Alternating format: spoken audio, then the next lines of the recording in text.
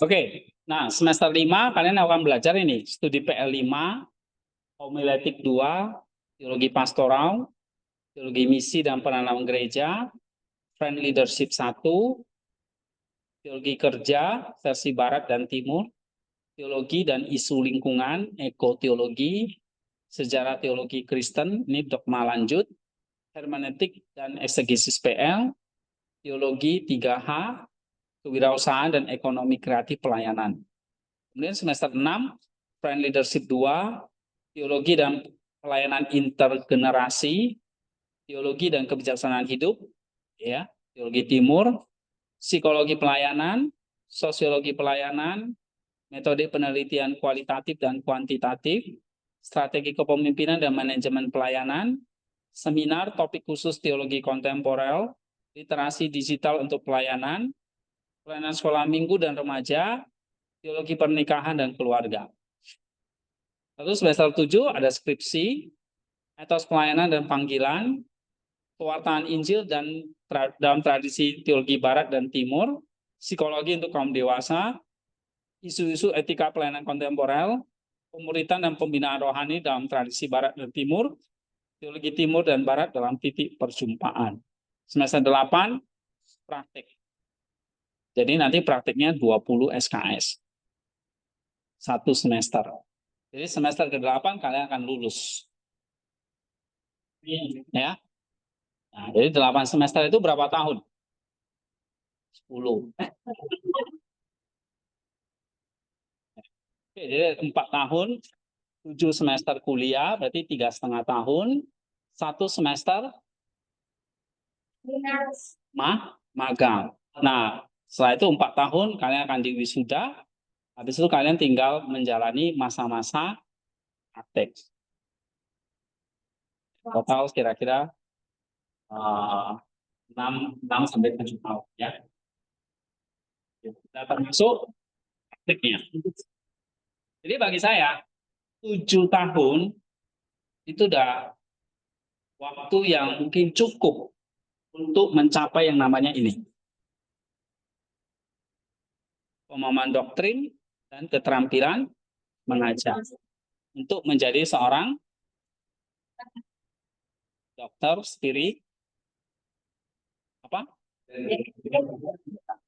dokter spesialis yang syarat ya. Oke, sekarang kita selesai. Nomor 3.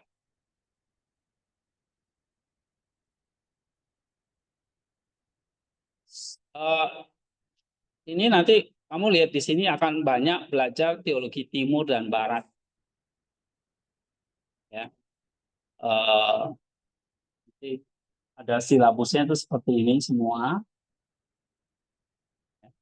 Nanti dosennya akan, misalnya nih, minggu keberapa, apa yang akan kalian pelajari, ada penilaiannya, ada bobot, waktu belajarnya, metode belajarnya bagaimana, materinya apa, tugasnya apa.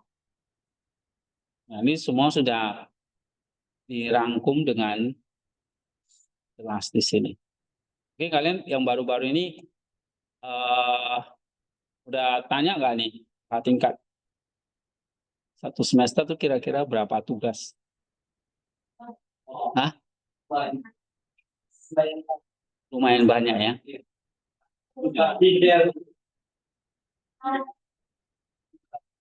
Ibrani ya dan sebagainya. Oke. Lanjut nomor 3, kita selesaikan sebentar lagi. Elia baca kritik.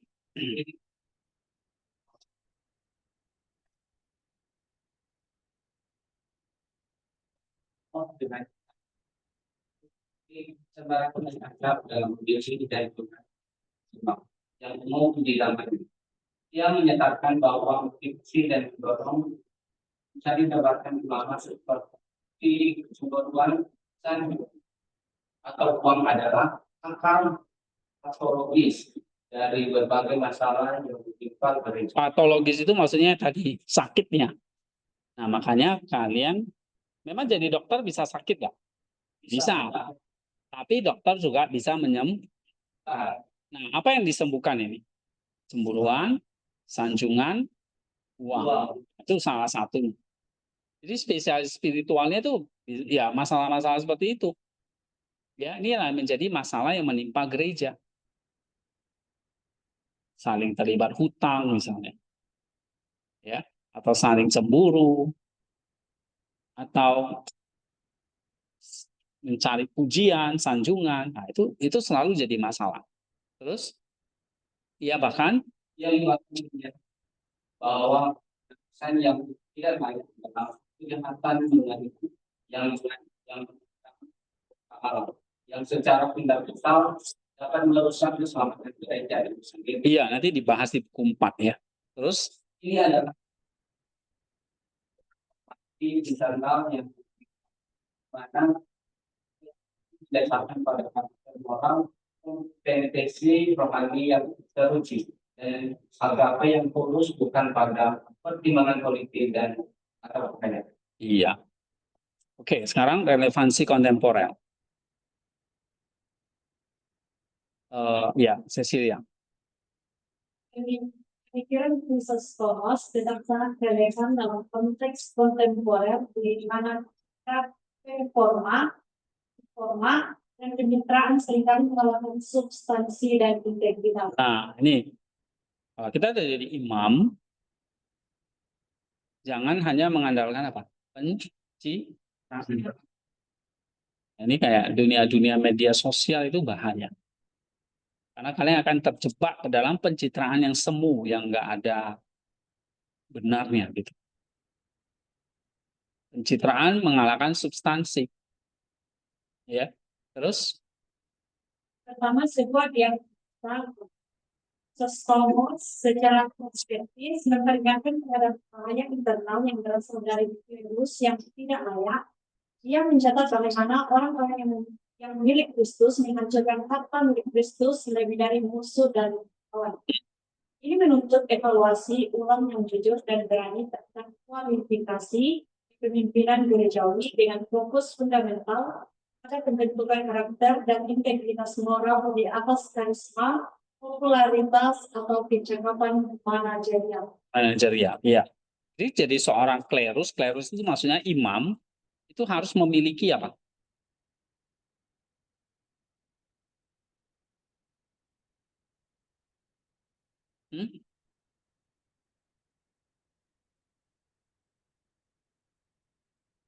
Chrysostom itu sudah memperingatkan bahaya dari dalam, internal itu dari dalam. Kalau kita belum layak, lalu kamu udah ditabis jadi seorang pendeta, itu kamu bisa menghancurkan harta milik Kristus. Oleh kamu sendiri, bukan musuh dari luar, justru dari dalam. Ya, gereja terpecah. Itu gara-gara keegoisan kita. Nah, jadi kita harus punya evaluasi ulang yang jujur, ya.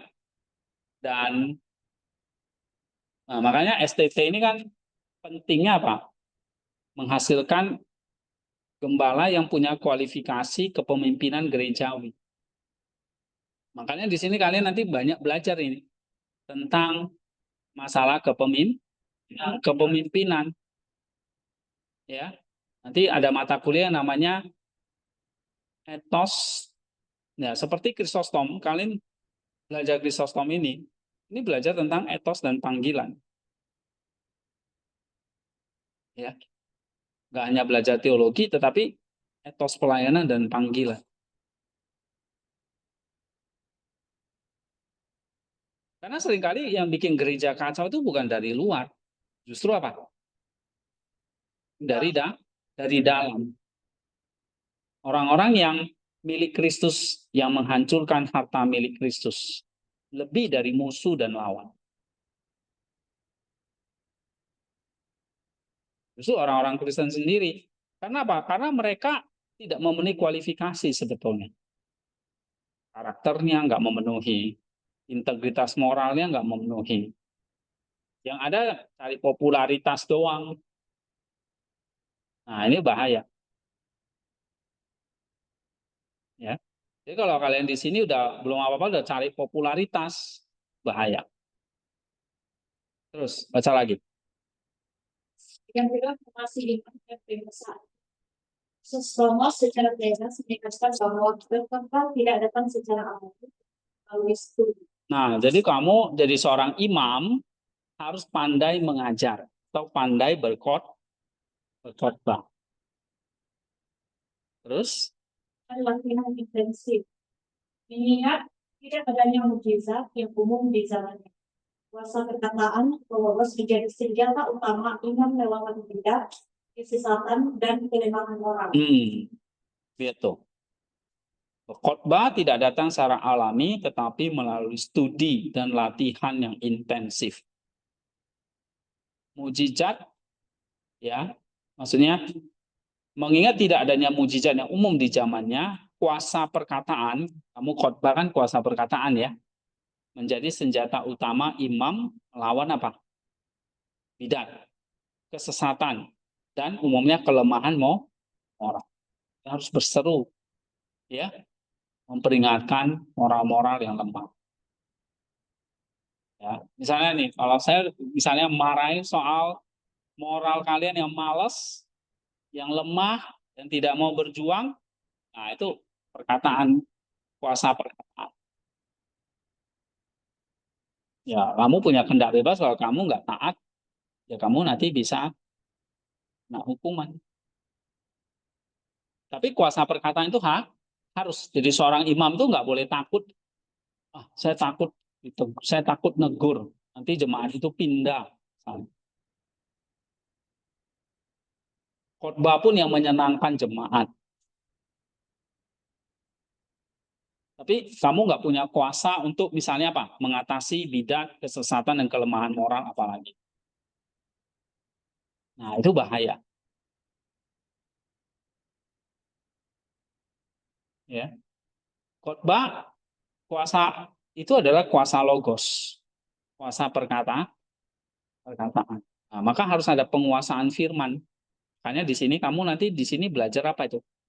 Belajar bahasa, belajar eksegesis, belajar psikologi, belajar teologi, belajar leadership, belajar eksegesis, belajar dogma, bahkan belajar yang spesifik tentang kerja, tentang lingkungan, apalagi misi, pastoral, ya, organisasi gereja, liturgi, belajar tentang persahabatan, macam-macam ini. Belajar tentang psikologi, sejarah, antropologi. Ini untuk mendukung kalian apa? Menguasai firman. Sehingga dengan kuasa perkataan tadi, ini bisa menjadi senjata utama untuk melawan kelemahan moral.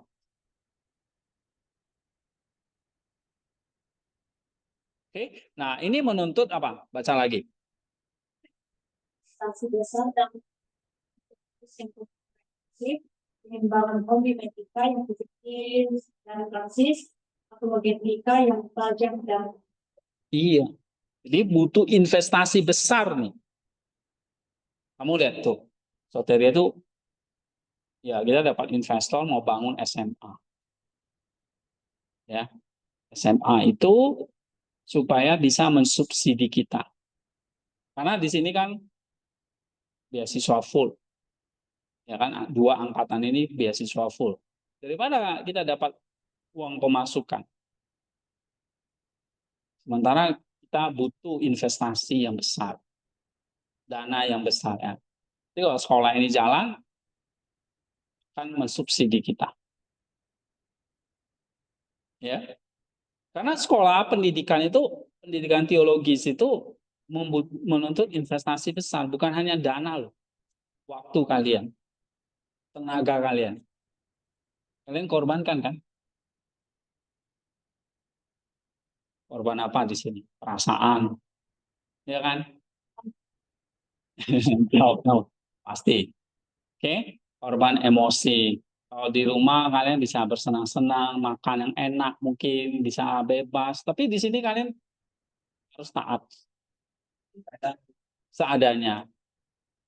Makan mungkin nggak kenyang, ya kan? Apalagi, nah, Ridwan paling tahu lah. Ya, apalagi Safri? Mungkin di sini kalian tutup belajar baca buku. Waduh, dulu boro-boro pegang buku ya kan. Maunya sih pegang duit gitu. Jadi di sini nggak ada duit, yang ada buku, ilmu. Nah, itu investasi. Kita dulu dia nggak pernah sakit mah, di sini mah terus. Karena apa? Stres dia, mikirin tugas. Ya, bukan pacar kan? Oh, oke. Stres mikirin tugas. Nah, itu banyak hal yang kita invest. Invest itu artinya apa? Kamu menanamkan sesuatu, mengorbankan sesuatu. Nah, begitu juga sekolah ini menginvest. Ya, saya bikin ini, misalnya kurikulum seperti ini. Nah, ini gak gampang. Ya, kamu pikir, misalnya mikirin satu mata kuliah, misalnya nih teologi kerja, berapa SKS, capaian pembelajarannya apa, capaian mata kuliahnya apa, sub CPMK-nya apa, materinya apa, oke, perhitungan SKS-nya bagaimana, buku-buku apa yang mau dipakai. Nah, baru bikin silabus atau RPS-nya. Minggu keberapa ngajar apa, minggu keberapa ngajar apa, nanti penilaiannya bagaimana, dosennya siapa. Pusing. Kalau kalian tinggal duduk belajar kan, lalu dikasih tugas. Ya, artinya masing-masing punya investasinya nih, punya tanggung jawabnya. Tanggung jawab kalian sebagai mahasiswa, saya sebagai dosen. Nah, dosen harus menyiapkan seperti ini. Misalnya nanti belajar teologi dan isu lingkungan, ada analisis pembelajarannya dulu, mekanisme penilaiannya bagaimana, apa yang mau dicapai. Untuk mencapai itu bahannya apa? Ya, ini baru guideline ya, belum materinya. Materinya nanti harus diketik, dibuat jadi bahan. Misalnya seperti ini. Nanti dibagikan sama kalian. Nah, nanti dihitung waktunya, tatap mukanya berapa minggu, buku-buku apa yang dipakai. Nah, ini semua investasi besar. Makanya kalau di sini investasinya besar, tapi nggak menghasilkan gembala atau dokter spesialis, waduh, gawat nih sekolah. Ya, tuh Pak Niko udah bel. Oke deh, kita sampai di sini. uh, Minggu depan kita akan belajar buku yang ketiga. Kita langsung bahas ini. Buku 3 nomor 2. Ya. Oh iya, ini gimana? Belum ada yang jawab ini. Ah, untuk minggu depan ya. Oke, pertanyaannya gini. Tulis. Ini ada 3 buku masih. Jadi saya tambah lagi minggu depan 2 jadi 5 lah. Nih, tadi uh, dari ini, ya,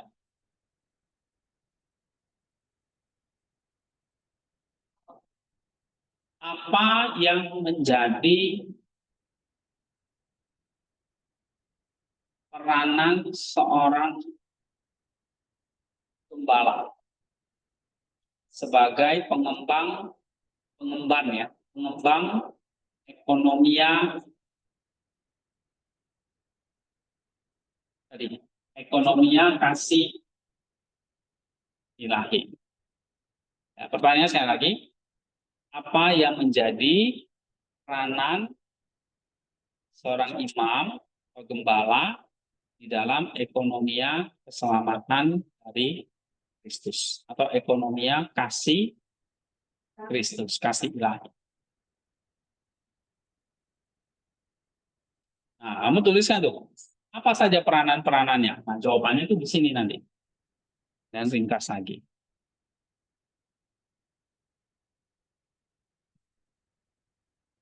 Ya, harus lengkap.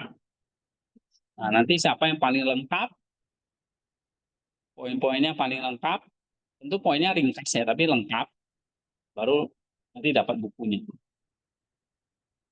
Ya. Oke, sampai di sini Tuhan berkati kita.